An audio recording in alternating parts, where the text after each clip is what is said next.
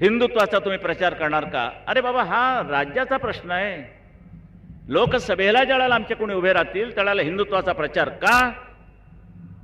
तर तो देशाचा प्रश्न आहे. म्हणून महाराष्ट्रावरती संकट आल्यानंतर महाराष्ट्राच्या संबंधानं प्रश्न आणि देशावरती संकट आल्यानंतर मात्र देशाचा विचार, हे शिवसेनेचं स्पष्ट धोरण आहे. निवडणुकीच्या तोंडावर तुम्हाला शाहू महाराज आठवतात, निवडणुकीच्या तोंडावर तुम्हाला ज्योतिबा फुले आठवतात, निवडणुकीच्या तोंडावर डॉक्टर आंबेडकर आठवतात. एरवी कोणी कोणाला विचारत नाही, पुसत नाही आणि आठवणही येत नाही आणि पुतळाही बसत नाही. बहुजन समाजाच्या बाबतीत मला तुम्ही सांगू नका, माझ्या बापाने त्याकरता खस्ता खाल्लेल्या आहेत बहुजन समाजाच्या हितासाठी. पुण्यामध्ये आमच्या घरावरती शेणमार झालेली आहे.